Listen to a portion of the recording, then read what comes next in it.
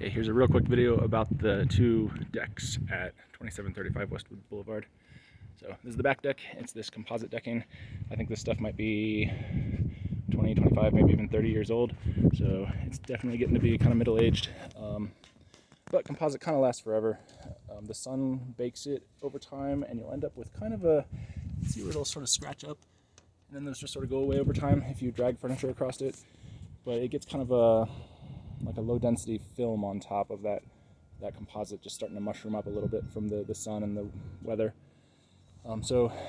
This back deck could really use a pressure washing and then a sealant. They make like this liquid plastic sealant that you can just paint on, and it works pretty well. So, but I mean, it's composite. It takes a fair amount of abuse if you don't maintain it. I've not maintained this back one quite as carefully as the front one. This used to be like a fish pond feature that was all built into the deck, so the previous owner actually wrote into the contract that I was supposed to take care of the fish, which I did for a while, but there was a heron or something eating them. So we only had a couple left. I gave them to a guy who was building a fish pond for his wife, and just filled this in with some different composite that I found on Craigslist. One note, this is slightly thicker than that, so the joists for this are dropped down to compensate. So if you ever replace all the decking here, you're going to have to reconfigure those, lift those joists up a little bit so that it's actually level with what's over here. Really good place for a grill. Let's look at the front deck. And here's the front deck. This was completely rebuilt in 2016 through 2022, really. But most of the work was done 2016, 2017. So the old deck was just rotted away, so I pulled it all up. Thought I was just replacing the decking, but I replaced a little bit of the underlying structure as well. It's very interesting. The original porch goes to right here. You can see there's two bits of decking that are a little bit separated. That is the edge of the concrete porch that's under this side. You can see other houses on the street that still have that original concrete porch. And the rest of it is sitting on railroad ties. Now that's what the previous owner had done, and I just kind of continued with that. I replaced some of the railroad ties with new ones, but it's basically railroad ties, soaked in creosote, sitting on gravel. So that should last for many decades, I think, before they're going to have to absolutely rot into the ground before this gets spongy or anything. So I'm hoping this deck will last a very, very long time.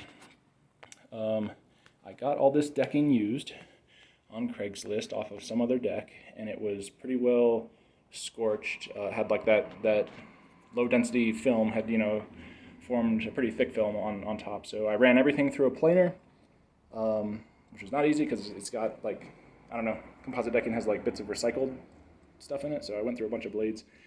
Anyway, ran it all through a planer, got it on here. Tried to reuse the old holes as much as possible, so I wasn't drilling new holes. That's why the holes don't quite line up. So that's a little messy, but I figure that's better than extra holes. I was short a couple rows of railroad ties in the end, and I just put regular treated lumber. So that one and that one are just a regular joist underneath. And you can see they shrank a little bit, so there's a little bit of a bow there, but it's not too noticeable. I intentionally did some weirdness over here. My decking was just not long enough to go all the way across, and I even cut down some pieces that sort of follows the contour of this bush, but yeah, you can see that kind of strange joint. My idea is that if you ever have to replace this, it's a whole lot easier to find 6-foot decking than 20-foot decking, and a lot cheaper. So having just those 4 rows going a different direction makes this way easier to replace eventually. So anyway, that's what the previous owner did, and I just sort of continued it. What else?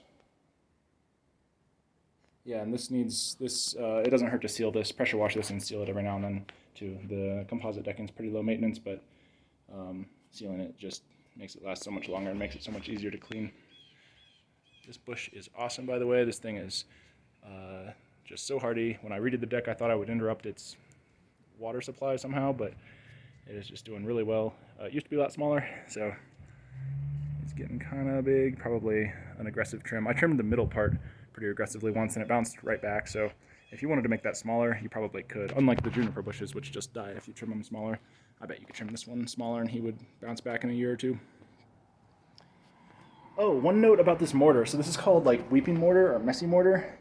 I hated this when I first bought the house. I thought it looked so sloppy and messy, and I almost went around with a paint trowel and just knocked it all off. I really didn't like it. After I let it grow on me for a year, and certainly after 8 years, I freaking love it. I think it's so characteristic. So much charm added to the exterior of the house. There is no other house in the entire block that uses this, so I just think it looks really cool. So anyway, I think it would have been heartbreaking if I'd gone around and chipped all that off, because it just makes the exterior of the house so unique. But yeah, it does have to grow on you a little bit because it looks kind of messy at first. So that is it for decking.